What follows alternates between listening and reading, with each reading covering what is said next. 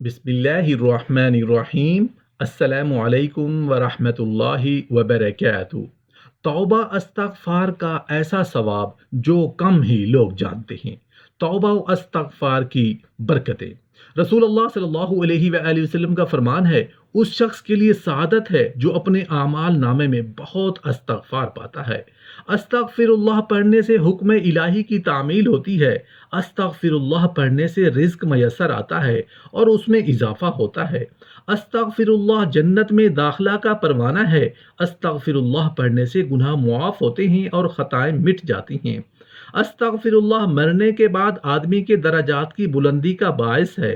استغفر اللہ پڑھنے سے بلائیں ٹل جاتی ہیں۔ استغفر اللہ پڑھنے سے دل کو پاکیزگی حاصل ہوتی ہے۔ استغفر اللہ پڑھنے سے بے اولادوں کو اولاد ملتی ہے۔ استغفر اللہ پڑھنے سے صحت و تندرستی قائم رہتی ہے اور انسان اپنی جسمانی اور روحانی قوتوں سے بھرپور فائدہ اٹھاتا ہے۔ یہ اس بے بس آدمی کے لیے راہ کشادہ ہے جس کے لیے زمین تمام تر وسعتوں کے باوجود تنگ پڑ گئی ہو۔ وہ مایوس شخص جو اپنے آپ سے اکتا گیا ہو اور وہ پریشانی کے باعث تنگ دلی کا شکار رہتا ہو۔ استغفر اللہ اس کی مایوسی اور پریشانی دور کر کے اسے نئی زندگی عطا کرتا اور فراخ دلی سے آشنا کرتا ہے۔ استغفر اللہ ہر اس آدمی کی گمشدہ متاع ہے جو سچی خوشی ڈھونڈتا پھرتا ہے لیکن اسے نہیں پاتا۔ استغفر اللہ ہر اس شخص کے لیے آسودہ حالی کی نوید ہے جو مالی طور پر تنگ دستی کا شکار رہتا ہے۔ وہ بے اولاد شخص جو اولاد کی تمنا کرتا ہے، استغفر اللہ کرنے سے اولاد ملتی ہے۔ وہ مریض جو کسی دیرینہ بیماری کا شکار ہے اور زندگی سے مایوس ہو گیا ہے، استغفر اللہ اس کے لیے شفا یابی اور تندرستی کا سندیشہ لاتا ہے۔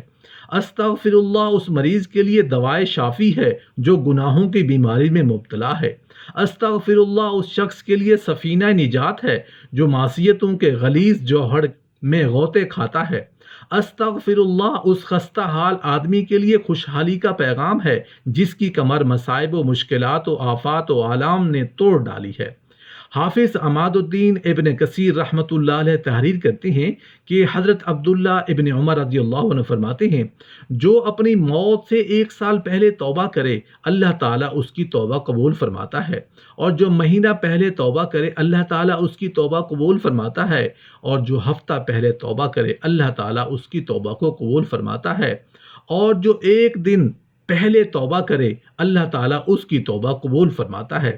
آپ نے فرمایا کہ میں وہی کہتا ہوں جو رسول کریم صلی اللہ علیہ وآلہ وسلم سے سنا ہے۔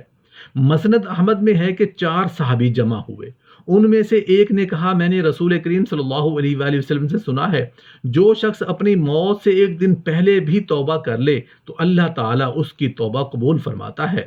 دوسرے نے پوچھا، کیا سچ مچ تم نے نبی کریم صلی اللہ علیہ وآلہ وسلم سے ایسے سنا ہے؟ اس نے کہا ہاں۔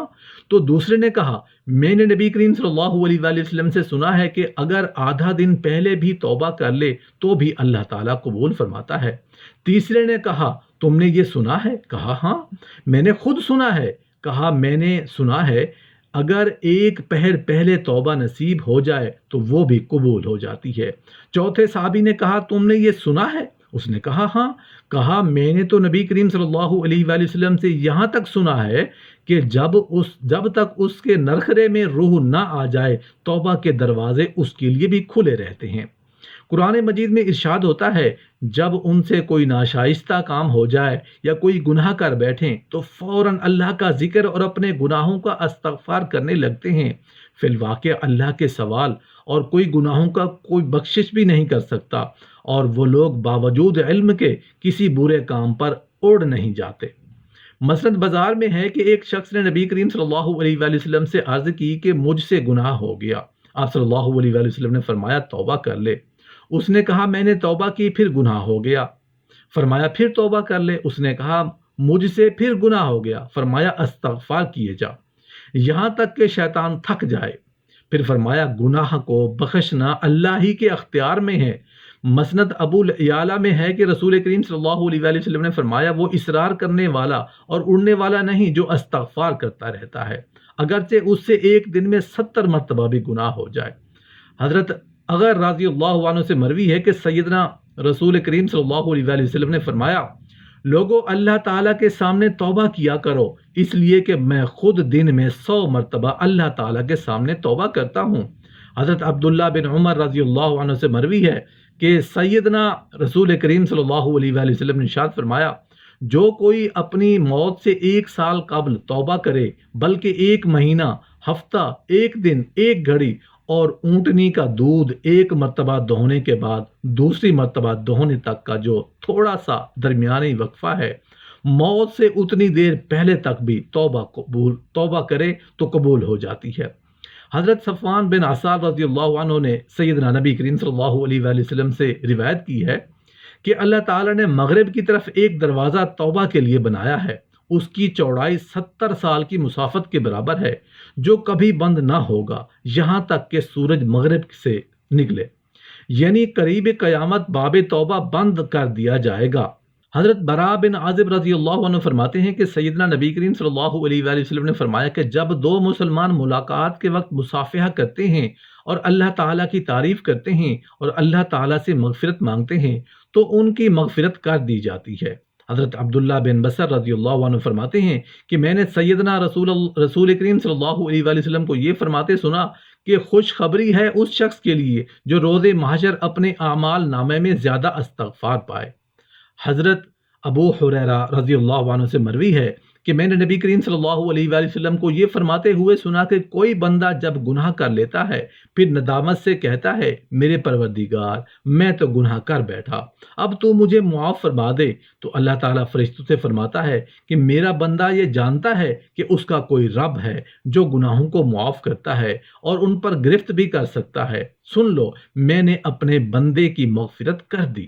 پھر وہ بندہ جب تک اللہ تعالیٰ چاہے گناہ سے رکا رہتا ہے، پھر کوئی گناہ کر بیٹھتا ہے تو نادم ہو کر کہتا ہے، میرے پروردگار میں تو ایک اور گناہ کر بیٹھا ہوں تو اس کو بھی معاف کر دے، تو اللہ تعالیٰ فرشتوں سے فرماتا ہے میرا بندہ جانتا ہے کہ اس کا کوئی پروردگار نہیں جو گناہ معاف کرتا ہے اور اس پر گرفت بھی کر سکتا ہے، سن لو میں نے اپنے بندے کی مغفرت کر دی۔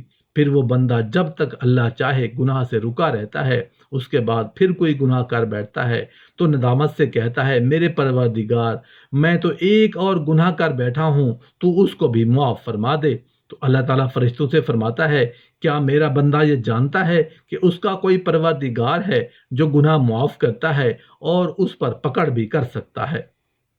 سن لو میں نے اپنے بندے کی مغفرت کر دی، بندہ جو چاہے کرے، یعنی ہر گناہ کے بعد توبہ کرتا رہے تو میں اس کی توبہ قبول کرتا رہوں گا۔